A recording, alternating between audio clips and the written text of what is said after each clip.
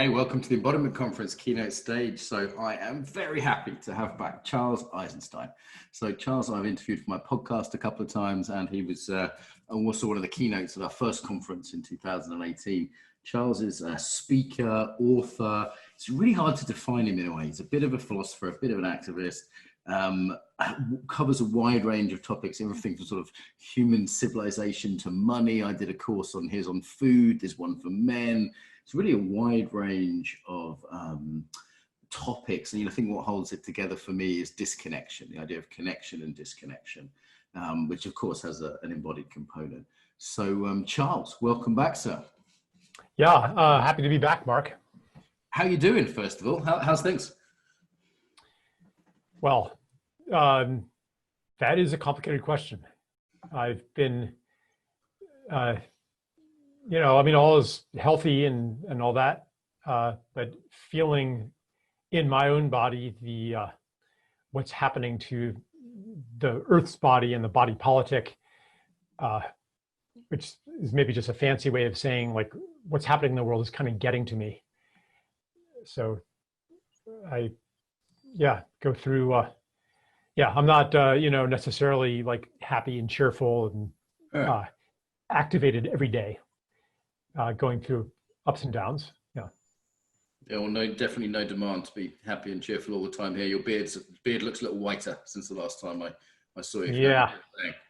So maybe you could start there. I mean, that seems like, if it's not too painful or personal, like a wonderful place to start in terms of current times get to us, get to me, and I'm hearing to you too. I think many people at the conference, it's like we're doing this conference in such a weird year, and what's a difficult year for many. So maybe you could speak to that a little bit. Yeah, and I think that actually nobody really knows what's going on, which is why there are so many, on the one hand, you could call them conspiracy theories, and on the other hand, just a lot of pretty intense intolerance and polarization and refusal to even look at somebody else's point of view. And this is, both of those are a response to a breakdown in the story that told us what's real and who we are and how the world is and how to live life. And as that story breaks down, one response is to jump to another explanation, another story about what's happening in the world, or maybe just to hold all the more tightly to the way things were and to exclude anything that would impinge upon that. But underneath that, I don't know, but I think a lot of people, I certainly have this feeling that this isn't over yet. In fact, we're just in the beginning of a process of unraveling, which if you thought that everything was just great and the world was exactly as it should be in December 2019, then this unraveling is a terrible thing.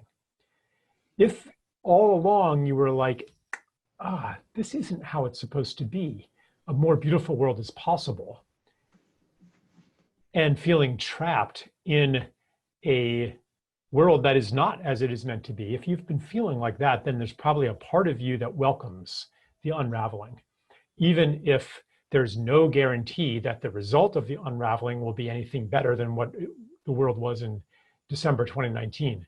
But at least it's seemingly an opportunity to choose rather than being locked into the status quo. So I guess, I think I'm speaking for a lot of people when I speak of this hope, this glimmer of a possibility, even amidst the fear, the panic, the despair, because things are definitely not better now than they were a year ago. In many, many ways, there's a lot more suffering in the world than there was in December 2019. So that this is kind of what my process is. Sometimes I'm really feeling into that and looking into the near future where things are probably going to get worse, at least on the obvious level. But then also this glimmer of new possibilities that is real enough to keep me alive. And I don't mean just alive in terms of breathing, but alive in terms of creative. Yeah. Wonderful. And you mentioned this kind of different story, so maybe that's a foundation to start with. The story of separation that I've heard you talk about before. Maybe that's worth recapping for those here who are new to your work. Yeah, and maybe I'll try to relate it to embodiment. It comes down to, what is a human being, or what is a self? What is it to exist? What is it to be? This doesn't seem like a matter of story. Seems like just a fact. I mean, it's reality, but actually different cultures answered that question in different ways. And most cultures, maybe all cultures up until recently, understood to be, to mean to relate, to belong, to connect, as you mentioned before. Existence wasn't something you did by yourself. So this mythology of separation, that's what I call a mythology of separation, that says who you are is a separate self in a world of other, and who we are is also a separate species, separate from nature. And our destiny on the species level in that story is to rise above nature, to maybe colonize space, to have synthetic food, infinite lifespans, the end of all disease, the end of all this messiness, really the end of the life of the flesh, and maybe to upload our consciousness into computers and achieve immortality. The ambition for immortality is an aspect of the ideology of control, which is an intimate part of the story of separation. So we can see that ideology of separation and control play out in, for example, the alienation from the body, where it is believed that the most important part of a human being is the mind or the spirit. This isn't just a nerdy science attitude, it also infiltrates spirituality. I mean, even the word spirituality implies that the sacred part, the important part, is the non-material part, the non-bodily part. So we can see how much damage, I think everybody on this conference is aware of how much damage this has actually done to our bodies. And equivalently, how much damage it has done to the planet. When we understand the important part to be the non-material part and identify or locate sacredness outside of matter, then of course, we're not going to treat matter as sacred. Instead, we're going to treat it as resources, as commodities, as a profit potential.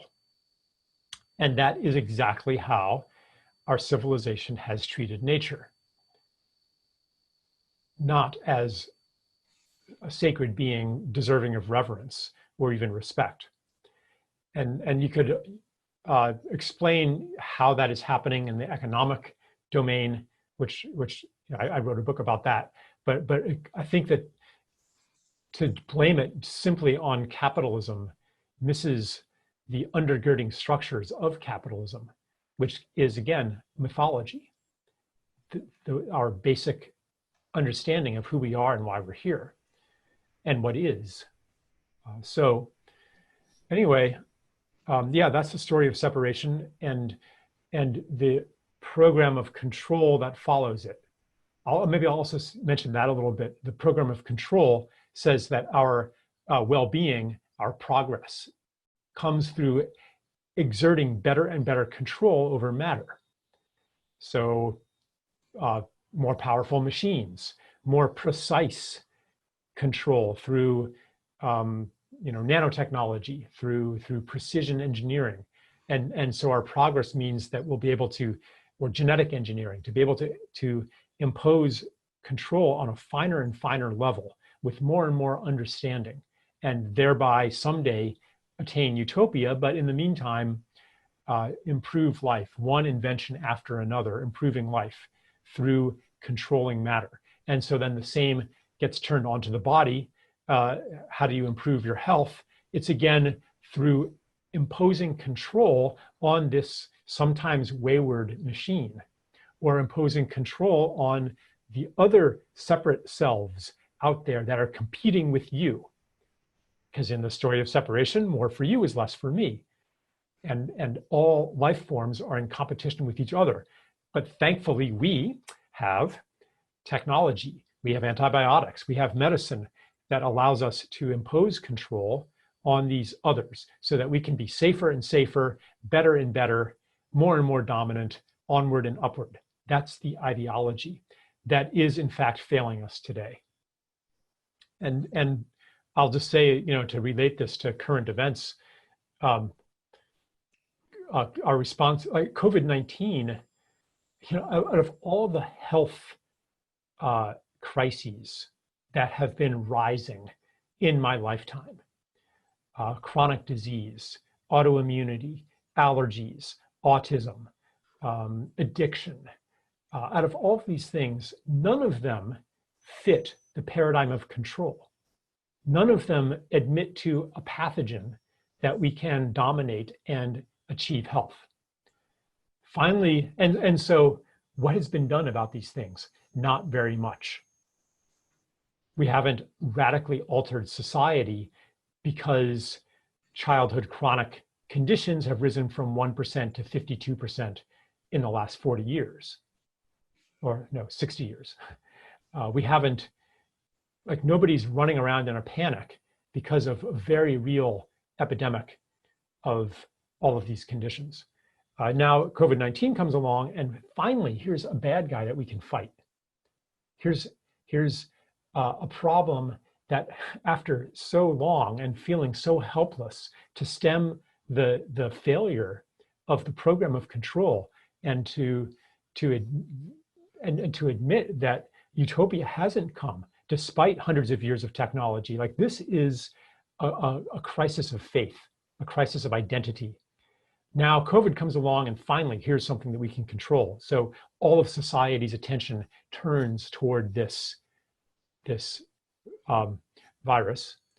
And I'm not saying that there's no such thing as COVID-19 or anything like that, but I'm saying, why are we so, as a species, as a civilization, pretty unified in combating this threat when we've done nothing about other threats that have actually harmed thousands of times more people? Why? And the answer to that lies in the word I just used: combating. This is a threat that can be combated. And so this pattern is visible not just in public health. It's visible in politics, where there's an awful lot of, or was until recently, I don't know what's happening now, but awful lot of energy going into combating ISIS, or generating new bad guys for my country to combat, new adversaries, as they're called, China or Russia. But really, like, what's actually harming our society? What is the illness of our society? Is it actually that terrorists are killing thousands or millions of people? Is it that Russia has come in and taken 2 million people and locked them in concentration camps? No, the prisons are generated within our own society. Is China sending agents to infiltrate people's homes and beat people up physically and emotionally, called domestic abuse? Is that caused? No, none of these things that are affecting like a third the population, a quarter of the population, a fifth the population. I mean, 1 out of 5 women I've read are on antidepressants. Is that caused by a bad guy? No. What is causing these things? That's an uncomfortable question that doesn't have ready answers. Certainly not the ready answer of a bad guy, China, Russia, ISIS.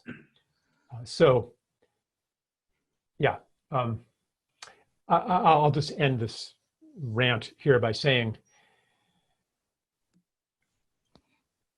the potential of our moment is to recognize the impotence of the tools and ways of seeing that we've used to try to dominate the world, dominate nature, dominate the body.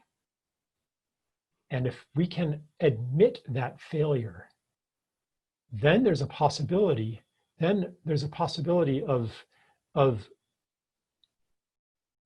miracle level healing on this earth.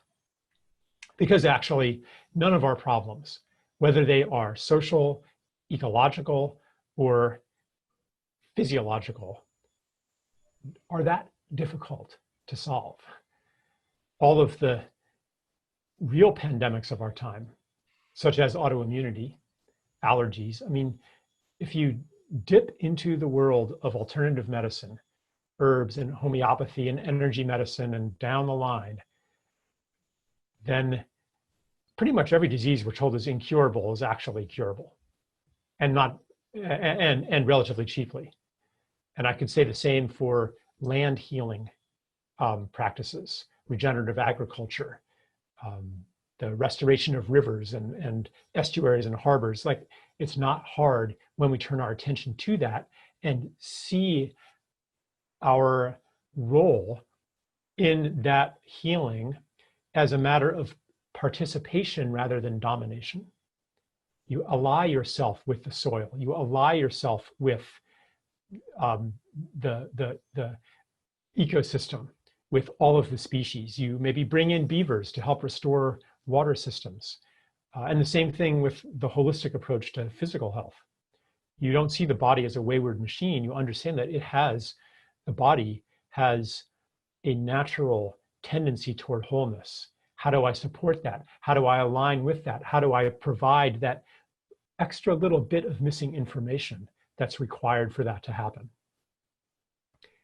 So, yeah, so like I just want to inject that ray of hope into dark times, that as we step into a new story, a story of interbeing, of interconnection, of wholeness, of ecology, of relationality, then so much more becomes possible.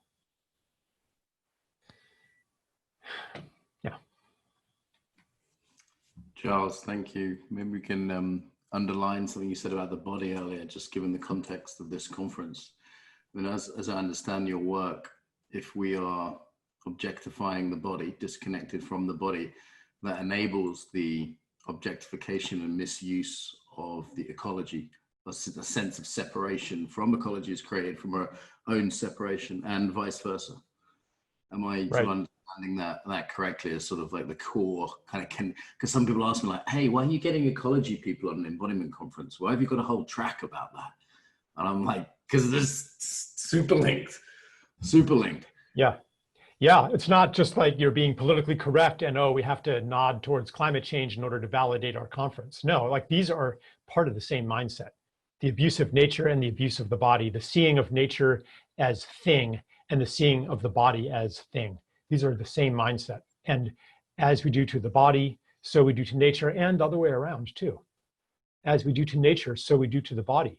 I wrote a book called Climate, A New Story. And I think this is where I went into this parallel that, here we are pillaging nature, drawing down its vitality for not even a very good purpose. It's not like the petroleum economy is producing more happiness. We're not happier for having these piles of plastic junk and exotic vacations flying around the world, and closets full of clothes, and hour and a half commutes and all that kind of stuff. Like, that's not, and 6,000 square foot houses that have become popular. Like, none of this actually makes people happy. You might, if you want to find really happy people, go to a small village in Senegal, or Peru or something like that, and find people who are so happy that you'll cry with recognition and grief for what is possible. So you could, if it were actually making us blissfully happy, then maybe you could say, okay, the sacrifice of nature is worth it. But we're not even benefiting ourselves through this. And I said, and I think it was in this book, maybe it was in an essay somewhere, I said, we wouldn't do that to our bodies. Exhaust and deplete its precious resources for the sake of something that doesn't even make you happy, but actually we do that. I mean, we, you know, speaking generally, and even I do that, exhausting myself for something that isn't even an expression of who I want to be in this world. Pulling on my adrenals, getting exhausted, and to what end? And so this is adrenal fatigue is actually a powerful medicine because on a deeper level, this is not, the body making a mistake. It's the body saying, I refuse to support you on a path that is not your soul's path. So it's actually a kind of health. And we might even see many diseases. I won't say every disease, but most diseases as a kind of an initiation, as either it's a moment of pause from life, where the process of coming inward, of withdrawing, of really looking at your life. Maybe we didn't have opportunities to do that in the crush of the busy modern lifestyle. And now you get sick, you get seriously ill, and you cannot escape the questions that have been trying to come in. Or it could be something that just keeps you honest, like adrenal fatigue, where you just don't have the energy to do things that are not aligned anymore. So ultimately, this is to see the body as an ally, as a guide, and not as an enemy of the spirit, or even as something distinct from the spirit. It's not that the body is the vehicle of spirit. It's that the body is the spirit made flesh. And so this is a reuniting of separated aspects of the self. And it mirrors, to just go back to the ecology point, it mirrors a reuniting of humans and nature, and of technology and ecology. This is where we're going. This is where we want to go.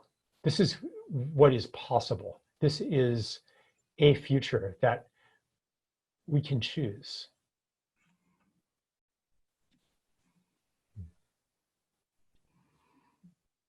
Thank you, Charles.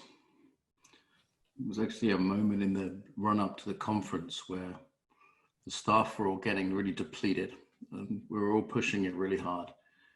And I said, hang on a minute. We're treating ourselves as inhuman to make an embodiment conference. This is crazy. And just kind of put the brakes on a little bit and said, take a day off to people. What do you need? Let's get some more people in. Let's help out. Let's get a dog for the office. Just a bunch of stuff, bunch of human stuff. It was a recognition that it wouldn't make sense to do an embodiment conference in an inhuman way. And I think we've been less than perfect in that front, but it's definitely on our radar. Mm-hmm. Yeah. And it also occurs to me that a lot of body practices that may say, hey, it's an embodied practice, still come from this point of view of control. How can I make my body the perfect yoga shape, or the perfect whatever it is? It's still coming from this point of sort of command and control point of view. Yeah, and I mean, I like to challenge my body. I like to test limits. So that's different, though, than fighting the body, because actually, even on a body level, like our muscles want to be used. Our capacities are here to be used, and that's why you get a different kind of pain and pleasure from pushing yourself than you do from abusing yourself, say with drugs or something like that. Yeah. You wrote this article, I think it was The Coronation, was that what it was called? And it got you on a little bit of hot water. What was the gist of that, and why was there so much pushback? I read it and thought it was very good, so I didn't really understand. Oh yeah. I mean, it was very long. It was like a 10,000 word essay. And I wrote about the civilizational tilt toward control that I've referenced here. That even with, like, you don't need an evil group of conspirators to act on a natural social tendency in the story of separation towards solving a problem by finding something to control. So I said a little bit about that here a few minutes ago too. And then I also wrote about the choice point that we're facing, which a coronation is an initiation into sovereignty, into kingship or queenship, into sovereignty. And that we are, by being shown the direction that we were headed toward, because let me finish the sentence. By being shown the direction to which we were headed, we're offered the opportunity to choose whether we really want to go that way. And when I say we were already headed, even before COVID, more and more of life was moving online. People were becoming more and more distanced from each other. In-person events were less and less necessary. Education was happening online more and more. An obsession with safety and hygiene has been growing for decades. So, and not to mention the totalitarian control of information and censorship and so forth. Like, none of this is anything new. So we're being shown in an extreme form where we have been headed anyway, and therefore asked, do you really want to go there? So anyway, yeah, the pushback on the article came because our political body right now is so polarized that people read everything through the lens of, okay, which side does this help? So if I'm questioning public health policy, and another thing is, I was going through terrain theory. I don't know if that rings a bell, but it's the idea that in contrast to germ theory, that germs are often or usually more a symptom of a disease than a cause of a disease, that they're attracted to diseased tissue states, that they're opportunistic, that you can harbor millions of viruses, but they're only going to erupt into disease when you have a susceptibility or even a necessity to go through that disease. Anyway, I advocate a lot of alternative modalities, so that gets me associated now with, I don't know, somehow like I got associated with QAnon and New World Order conspiracy theories and the pedophilia elite, kind of conspiracy theories, and like this whole universe of, and I don't even like calling them conspiracy theories, because that term is used to dismiss and denounce anything that deviates from orthodoxy. And I'm sorry, some things that deviate from orthodoxy are true. At least I think so. Not everything, but some of them are. So anyway, yeah, like it was really bewildering for me, because I'm like, hold on, since when is questioning big pharma and the intelligence services and the government considered right? I thought that was left. I thought it was like the hippies that did alternative medicine and ate organic food and wanted to go back to the land and questioned authority. And now all of a sudden, I have always identified as a leftist, and now all of a sudden I'm getting like deplatformed from things. because people imagine that I'm, you know, a supporter of QAnon, which I'm not. I mean, I even wrote a whole essay called The Conspiracy Myth, explaining what I think about conspiracy theories. This is pretty far off the embodiment topic, but you're smiling, so maybe I'll just say a minute of it. Is that right? Please. Yeah. Just that even if they are not, whether or not they are factually true, objectively true, they carry a truth, as any myth does. Myths don't have to be objectively true for them to be true. Like the Hindu myth that the world rests on the back of a turtle, which is also believed by Native Americans in many, many places in North America. Like, that's true. And if you went to a Hindu or Native American and be like, I can prove that that's false, you're wrong, and I show you a picture of the globe, that they'll be like, yeah, but it's also true that the earth rests on the back of a turtle. So I asked in that essay, what is the truth that is contained in conspiracy theories? And there's a bunch of them. One of them is that indeed a power unfriendly to human interests is in control of the world. It's the identity of that power may not be a cabal of diabolical controllers. That power could be capitalism. It could be white supremacy. It could be patriarchy. It could be the story of separation. But that intuition that says there's something really wrong about here, really wrong going on here. This is not the way the world should be. We are in the hands. We are all puppets. All of our leaders are puppets of this power. That's true too. Because if you actually get to know somebody in a powerful position, or what we think is a powerful position, and you talk to them and say, well, why don't you do this and why don't you do that? They'd be like, I can't do any of that. Because what about middle management? What about the bureaucracy? What about the opposition party? What about the international financial markets who will abandon our currency if I deviate too far from the policies that they like? I can't do anything. You're looking at the wrong guy here. That's what it's like to be a so-called leader. So again, this intuition that rides the vehicle of conspiracy theory is true. These are puppets. And anyway, I'm not going to try to go through the whole essay, but I mean, can't we be a bit more generous with each other and not dismiss and condemn and denounce other people based on some dehumanizing judgment about them, that if they disagree with me, they must be stupid and ignorant and bad.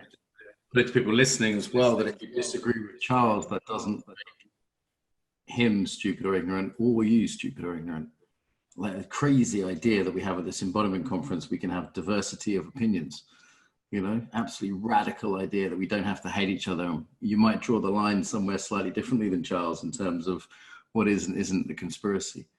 I just want to point people to the Q&A. Let's upvote the questions and, you know, see what people are most interested in. And while that's happening, I would like to wish Paul Linden a happy birthday. Paul Linden is one of the elders of our community and a great mentor to me, and this event wouldn't be happening without him. So there he is on the screen, bottom left. Let's all give Paul a wave while you're upvoting the questions. Happy birthday, Paul. Okay, so Charles, shall I read out one of the most popular questions? Sure. Have you healed yourself from a chronic illness, adrenal fatigue, and how did you do it? I mean, I have dealt with adrenal fatigue for a long time, and I cannot say I've healed myself of it. It's one of those guardians, you know, that keeps me honest. And yeah, I find that when I was able to do cold water plunges, it pretty much got all the way better. And I felt really healthy. But I'm not able to do that until winter comes and the pond is cold that I go to. So Yeah, I'm quite distrustful of any kind of health fundamentalism that offers the one cause for disease and the one solution for it. And various fads come and go. For example, to blame all conditions on parasites or on acidosis or on inflammation or on trauma. Like there's these mind-body doctrines that come and go. And I think all of them offer a powerful lens on health and illness. But the nature of, like, I've known some very powerful healers who themselves became ill and were unable to heal themselves with their own modality. And that is because health is, illness is an initiation. And an initiation has to bring you beyond who you already are and what you already know. That's the nature of it. So no matter how powerful a healer you are, no matter how knowledgeable you are about nutrition and about exercise, and you know all of the latest knowledge, when your soul's journey comes to a transition point, you may need that initiation of something that none of your knowledge helps you with. That's the dilemma that requires growth, requires one to first to be humble. Because you try, you're like, okay, I know how to handle this. I know what to do. And I've been telling everybody else what to do, so I must be able to do this and do it for myself and demonstrate that I've been right all along. And so the initial stage of that body-born initiation is to try as hard as you can doing the things that you thought would work and don't actually work. And then to let go of that and to step into what I call the space between stories, where you just don't know anymore. And that rather humiliating experience is the genesis of new knowledge. That's that empty space is where new knowledge can come in, and that release is what allows new growth to happen. Thank you, Charles. There's one more question here that's very popular. Alex asks, I'm a bioethicist and I'm very interested in medicine/technology and suffering. Do you not feel that advanced medicine and technology can have its place in alleviating suffering? Can future medicine technology not be in a collaborative way designed to help with suffering rather than in a dominant way? Thank you. Yeah, I don't think that any modality, including high-tech modalities, is useless. I think that they all have their place. And the problem today is that high-tech control-based medicine has gone beyond its proper place and usurped the place of other ways of healing and other ways of staying well. But it definitely has its use, and in its proper domain, it's miraculous. I mean, for example, saving people from severe trauma or, septic shock, or like, I mean, you can be on death's door, burns over 90% of your body, et cetera, traffic accident, gunshot wound. I mean, it's incredible what high-tech medicine can do. But if you're talking about chronic diseases and the diseases of civilization, it isn't helping very much. So yeah, it's about what is the proper role of each of these modalities. And I would just like to see a lot more of our collective energy go toward researching the low-tech modalities and the ones that, and developing infrastructure for those, and developing social acceptance and systemic acceptance of those. Like pretty much everything I do for my health is not covered by insurance. So, yeah. Thanks, Charles. What keeps you going at the moment? What keeps me going is people who love me. That's the short answer. People who can hold me in sanity when I feel like I'm spinning out, when people who can remind me of the uh, beautiful possibilities that my heart knows are true, but that I forget. I get swamped, um, and I cannot hold that new story, that hope under my own power.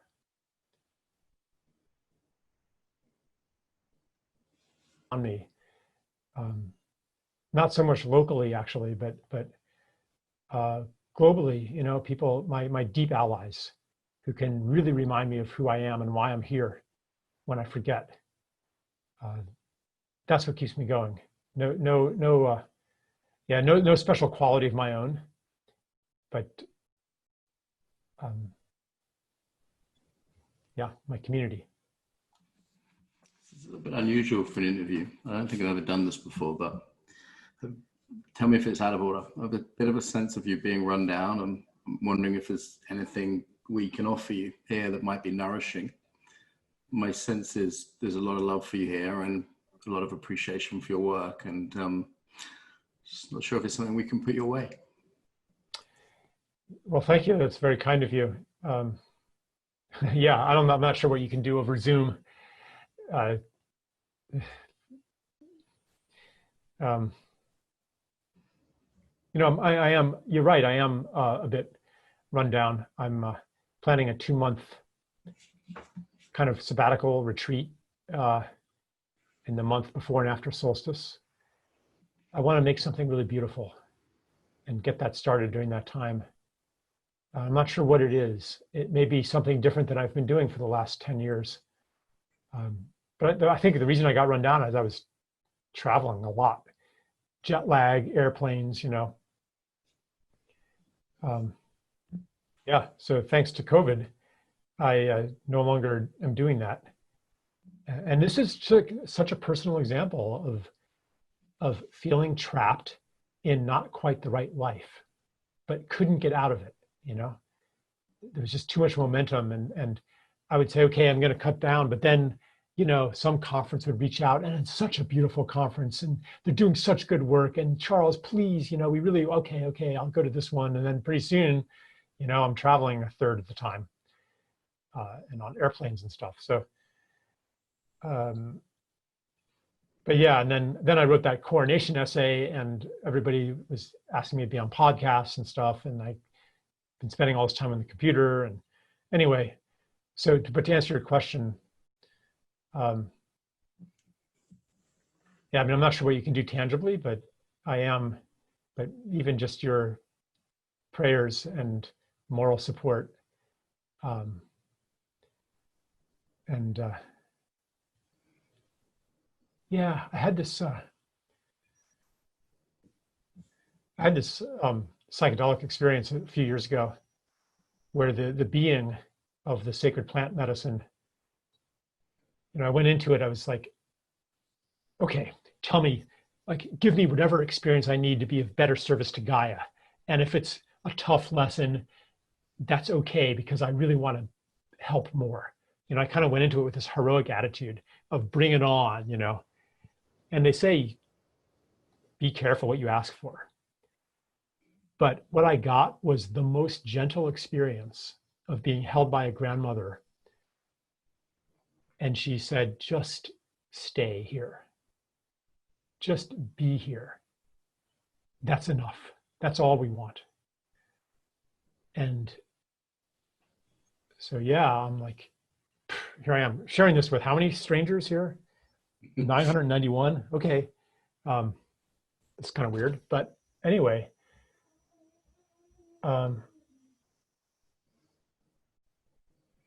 yeah, just looking at this, pattern of feeling like I have to earn my right to exist, and do more and do more and do more. And And I don't want to turn this into a message of passivity and tell everybody that, don't do anything. But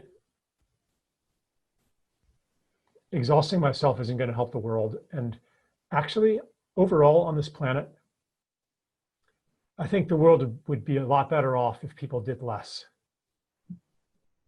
Not everybody, but if we all slowed down a bit, the world would be a better place. So, yeah. Thank you, Mark. That was very kind of you to ask that. A bit unusual, but it came from the heart. Request you take a little bit of time to look at the chat at some point. There's just a huge number of positive messages from people saying that you've influenced their lives and they care about you and they want to see you well. So probably it's good for you in some way or another to read those. I was getting those myself yesterday after a session, and it was, it takes a bit of courage sometimes to let it all in. A bit weird from strangers sometimes, huh? But maybe as I'm doing the wrap up at the end, take a few minutes to look at the chat. All right, I will do that. Thank you. Okay, we're in the sort of last 5 minutes or so here. This has just gone by. I'd forgotten I was tired. Beautiful, beautiful stuff. Huge gift. Is there anything that you kind of wish I'd asked you about that I haven't, or you thought, I could say a little bit more on that? Oh, I can speak for days, but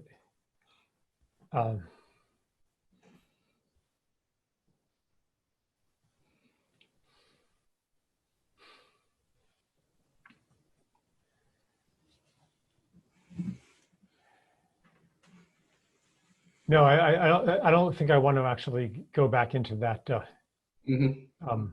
more mental space.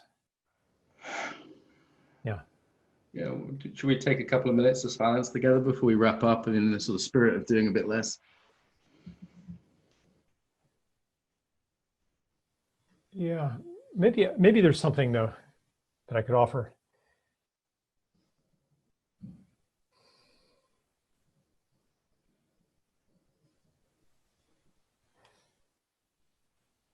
Yeah, just playing off this this idea that I don't have to earn my right to exist.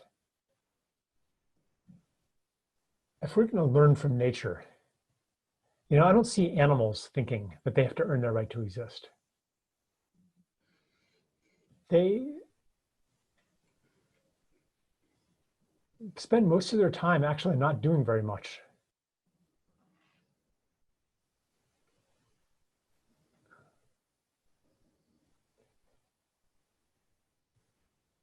And when they act, they know what to do. And we're animals.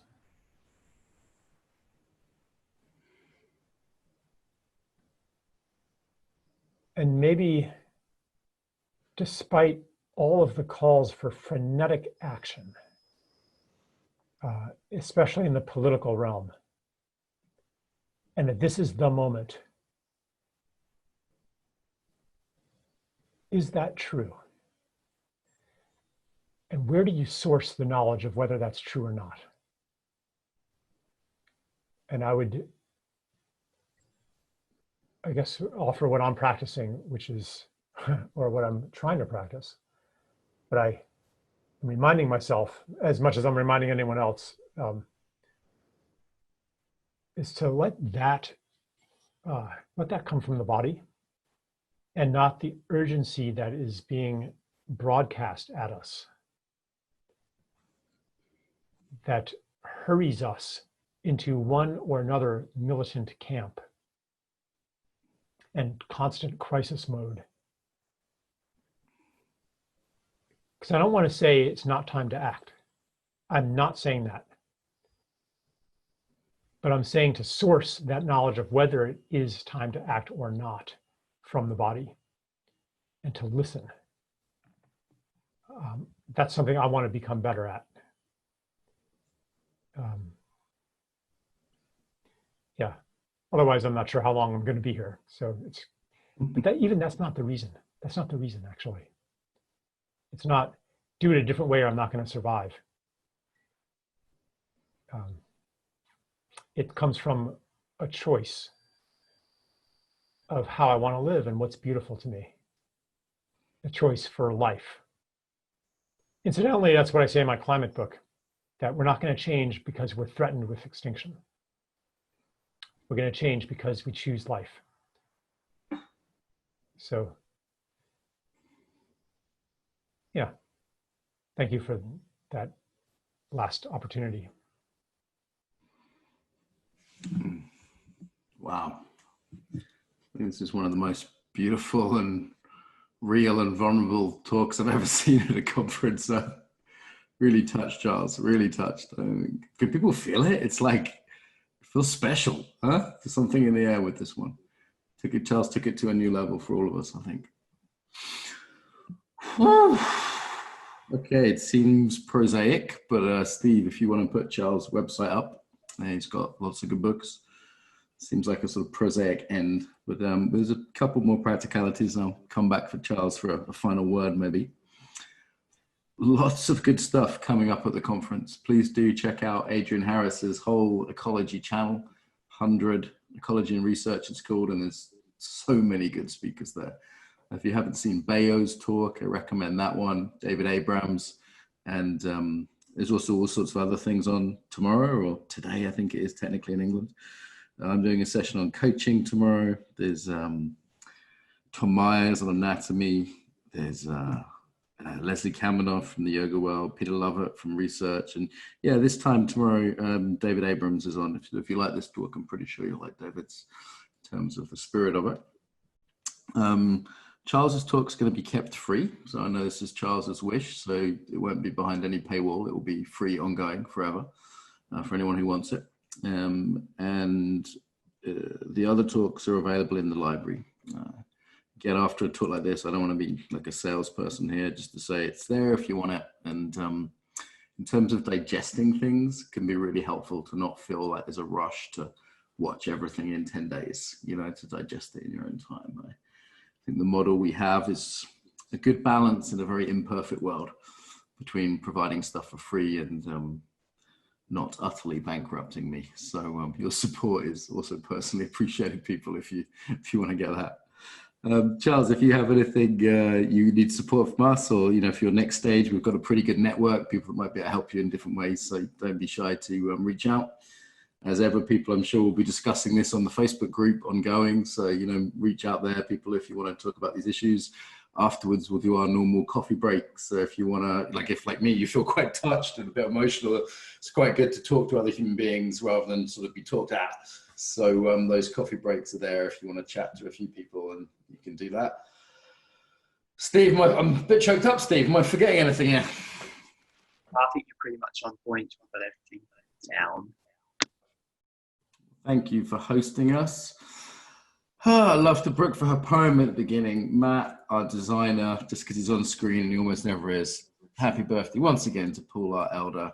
And for the final word, Charles, we're putting a book together and we're putting a quote from one sentence from each of the 1,000 presenters in. Would you like to give a top embodiment tip for that book?